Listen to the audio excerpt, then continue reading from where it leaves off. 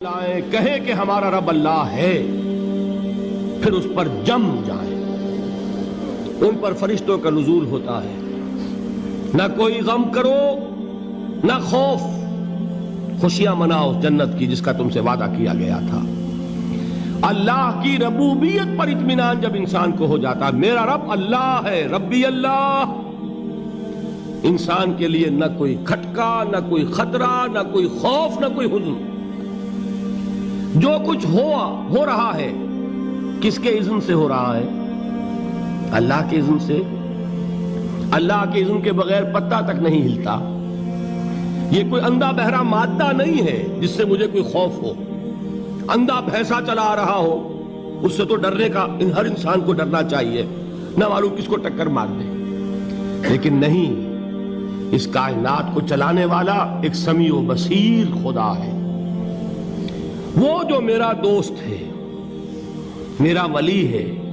اللہ ولی الذین آمنوا یخرجہم من الظلمات الی النور۔ اللہ اہل ایمان کا ولی ہے، ساتھی ہے، پشت پناہ ہے، مددگار ہے، حمایتی ہے۔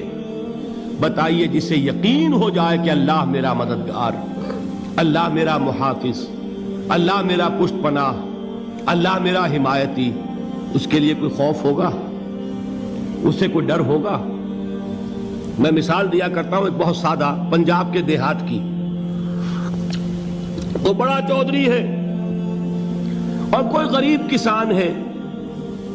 اس غریب کسان کے جانوروں کو ہر وقت اندیشہ ہوگا چوری کا، کوئی میری بھینس کھول کر نہ لے جائے، کوئی میرا بیل کھول کر نہ لے جائے۔ لیکن جس کے بارے میں یہ سب کو معلوم ہو کہ وہ جو بڑا چودھری ہے وہ اس کا دوست ہے، اس کی بچیا کو کوئی خوف ہوگا؟ اس کی بھینس پر کوئی ہاتھ ڈالے گا؟ اسے کوئی اندیشہ ہوگا؟ نہیں۔ کیوں؟ کہ وہ بڑا چودھری، بڑا اس کا یہاں کا سردار، جاگیردار، سب کو معلوم ہے وہ میرا دوست ہے، کوئی میرے خلاف اقدام نہیں کر سکتا۔ اس دنیا میں یہ چھوٹی سی بات اگر آپ کے دلی اطمینان اور سکون کا باعث بن سکتی ہے تو ذرا تصور کیجئے۔ میں لفظ تصور استعمال کروں گا صرف اس لیے کہ اس کا ہم جس کو کہتے ہیں ادراک اور شعور کر نہیں سکتے، اگر کے ساتھ کر سکتے۔ اگر یقین ہو کہ اللہ میرا مددگار اور یقین ہو کہ اللہ ہر آن میرے ساتھ ہے، پھر کوئی خوف؟ کس کا خوف؟ کوئی شے اللہ سے بالا تر ہے؟ کوئی قوت اس سے زیادہ طاقتور ہے؟ کوئی اس کے ارادے کو بدلنے والا ہے؟ کوئی اس کی مشیت کے آڑے آنے والا ہے؟ یہی بات ہے جو حضور نے فرمائی۔ یہ ایمان کا حاصل ہے لب لباب، کہ دیکھو اچھی طرح اس بات کو ذہن نشین کر لو، اگر تمام انسان مل کر تمہیں کوئی نقصان پہنچانا چاہے نہیں پہنچا سکتے مگر جو کچھ اللہ نے لکھ دیا ہو، اور تمام انسان مل کر تمہیں کوئی نفع پہنچانا چاہے نہیں پہنچا سکتے مگر وہ شے جو اللہ نے طے کر دی۔ آپ پھر میں کہوں گا ذرا طاری کیجئے، اسے فرض کیجئے، اسے سوچئے۔ اگر اس حدیث پر ہمارا دل ٹھکا ہوا ہو تو کسی سے ڈر ہوگا؟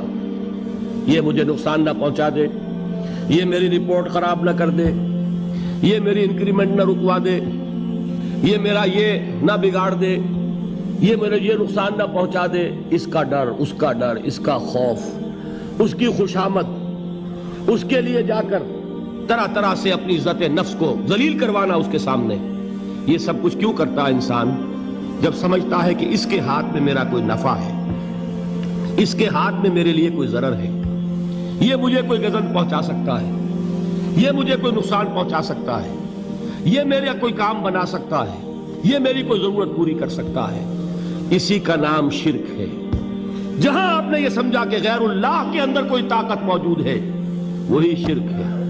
بتوں سے تجھ کو امیدیں، خدا سے نومیدی، مجھے بتا تو صحیح اور کافری کیا ہے؟ شرک تو یہ ہے۔ جس پر بھی تمہیں یہ خیال ہے، کلمہ ہے یہ کلمہ سوم، لا حول ولا قوت الا باللہ، ذرا اس پر دل کو کبھی اگر آپ تصور کریں، پھر فرض کریں، دل ٹھک جائے اس پر، کوئی طاقت نہیں۔ یہی بات تھی جو شیخ عبد القادر جیلانی رحمۃ اللہ علیہ نے اپنی وصیت میں اپنے بچے سے کہی. 11ویں دینے والے ہیں، لیکن حضرت شیخ عبد القادر جیلانی کی وصیت اور تعلیمات کو کتنے لوگ ہیں تم جانتے ہو؟ یہ جن مقامات تک پہنچے ہیں وہ کس چیز کی بدولت پہنچے ہیں؟ انہوں نے جو پیغام دیا وہ کیا تھا؟ اے میرے بچے، جس طریقے سے قرآن مجید میں حضرت لقمان کی نصیحتیں جو ہے نقل کر دی گئی ہیں، میں یہ عرض کروں گا بالفرض اگر قرآن حضرت عبد القادر جیلانی کے بعد نازل ہوا ہوتا تو شیخ عبد القادر کی یہ نصیحتیں بھی قرآن میں درج ہوتی. اتنی اونچی نصیحتیں ہیں. اے میرے بچے، اس حقیقت کو ذہن نشین کر لے، لا فاعل فی الحقیقت ولا مؤثر الا اللہ. اس کائنات میں نہ کوئی فاعل حقیقی ہے نہ مؤثر حقیقی ہے سوائے اللہ کے. کسی شے میں کوئی تاثیر نہیں اگر اللہ نہ چاہے. آگ جلا نہیں سکتی اگر اللہ نہ چاہے. پانی ڈبو نہیں سکتا اگر اللہ نہ چاہے. زہر ہلاک نہیں کر سکتا